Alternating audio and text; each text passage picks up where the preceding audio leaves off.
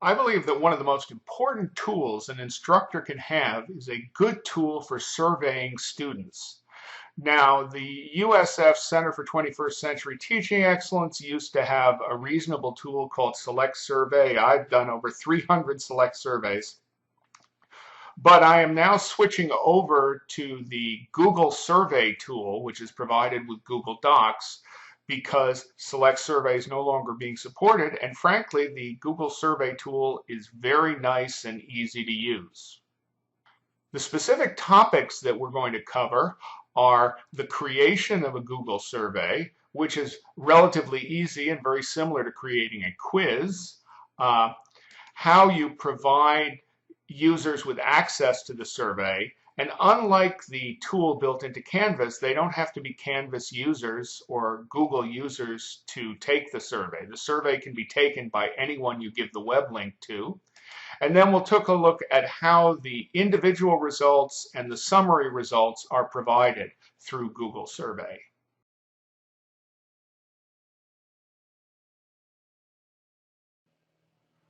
I believe that one of the most valuable tools a faculty member can have when conducting an online course, or any course for that matter, is a good survey tool. Now, traditionally, I've used Select Survey, which was provided by the old Innovative Education, formerly the Center for 21st Century Teaching Excellence.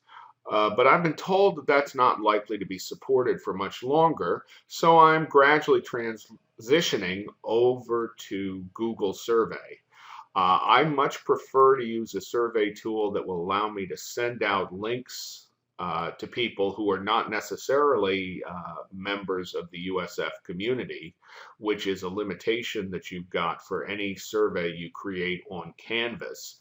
And since I don't want to have to work with multiple different survey instruments, I think Google Survey is one of the most convenient types of instrument. So what I'm going to do is I am going to first show you as an example of a survey that I created, and then I will go in and just start up a new survey. So I will go into the faculty workshop area, and what I did was I created a survey specifically for the students in my online class that I am teaching summer 2014, trying to find out what their availability was for synchronous sessions, and also what their interest in synchronous sessions were. So what I will do is I will take a look at the survey to start with. And what you can see is, are you interested? Yes or no. What evenings work for people, just to get a sense of availability. What times were generally best. Very simple format. So what I can then do is I'll close this, and we can see what happened in this case was I had the results sent to a Google spreadsheet, and so we can take a look at the results here. And what we see is that we actually have results for the questions, and I'll talk about the results a little bit more at the end of the video. So that's the basic mechanics of a survey. To create a survey here, what I will do is I will come to the Create button. I will say that I want to create a Google form, because that's, and I can choose any of a wide range of form styles. Frankly, I usually just use the clean one, but since we're having a demonstration here, I'll use a different one. So we'll call this demo form. And let's see if there's, all right, I'll use the no paper one. All right, so, and maybe I'll retype this so it says a demo form as opposed to a demo GORM.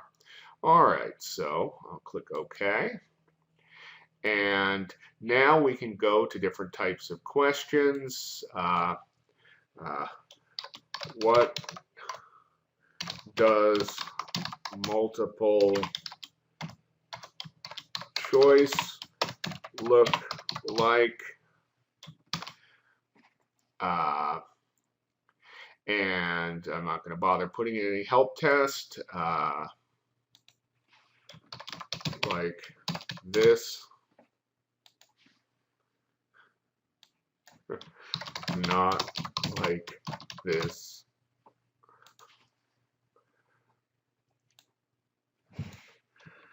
Like something else. And you can, in fact, create an other option which would give them something that they could actually fill in. So we'll do that. And we have advanced settings which allow us to shuffle the option order, which you might want to do if you were trying to avoid specific survey effects. You can also set up go to page based on answers, which creates more of an interactive survey, because what you can then do is, depending upon the answer, you can have them skip over pages. So if I click on this, it'll open up some other alternatives. Right now we don't have any other pages done. So I'll click on done, and now we have a question. Now I can add another item. In this case, one of the ones that I like to use is a grid-based survey. And a grid allows you to define the rows and columns. So what days are you free? This is sort of what I did on the other survey. The rows are Monday. Actually, I'll make the rows late or early and late.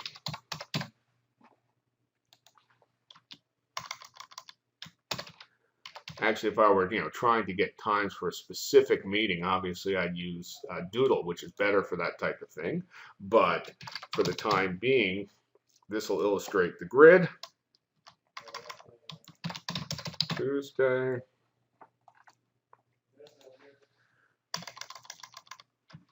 Wednesday.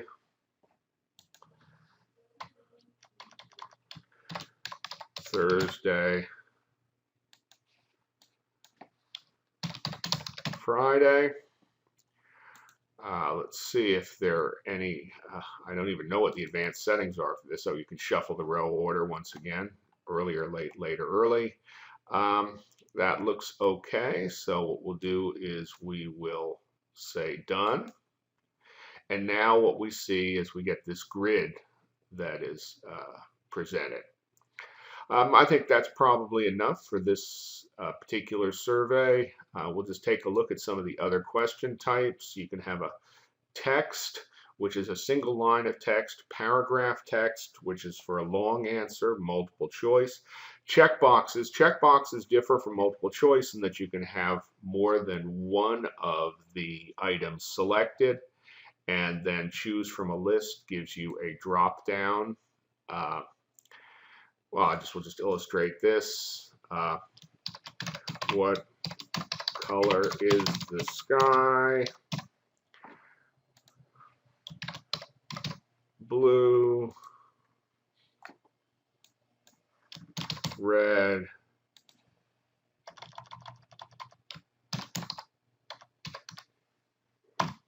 green, not applicable. I don't care.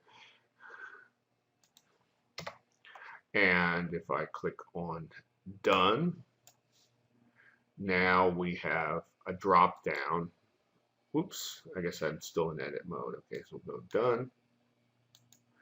Okay, so usually once you've done this, you can typically view what the form would look like. You notice I chose the lined paper, so it looks like that.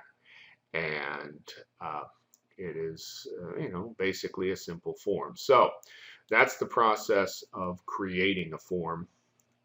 Very simple. And the grid in particular can be very, very useful for gathering multiple responses.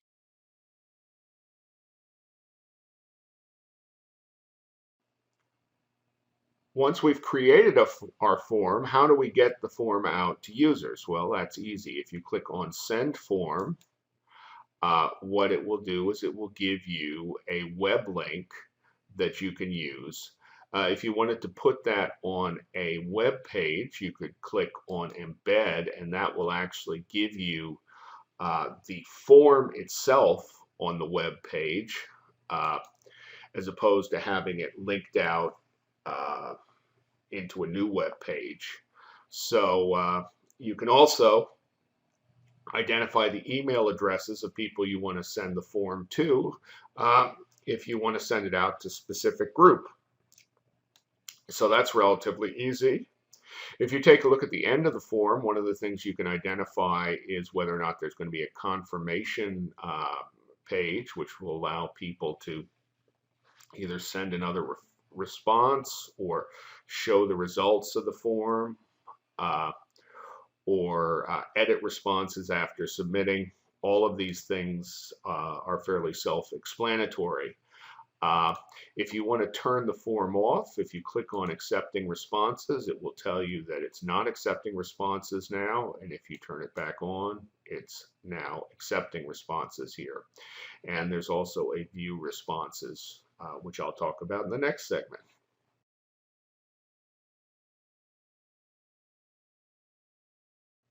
So how do we view the responses of a form? Well, we'll actually go to a form that actually has some responses, this form that I created for my student availability survey. And there are a couple of ways we can get at the responses. The easiest way is just to go into the spreadsheet that's created by the form. And here what we see is we had a grid question, and the grid question identifies the responses. So my responses were never available, usually available, and sometimes available, so I can see those.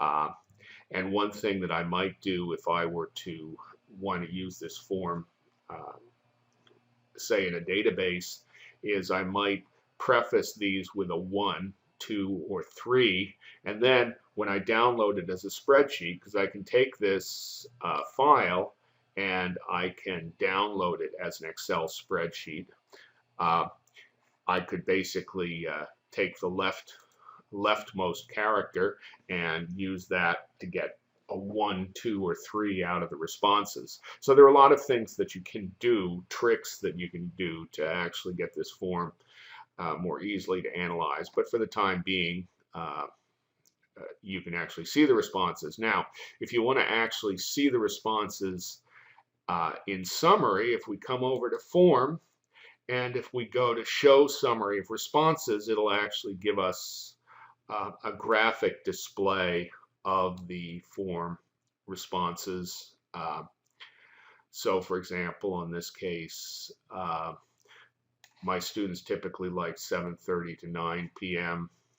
You can see a summary of how much students responded. I had that open for a week. And you can see where the interest was in attending synchronous sessions.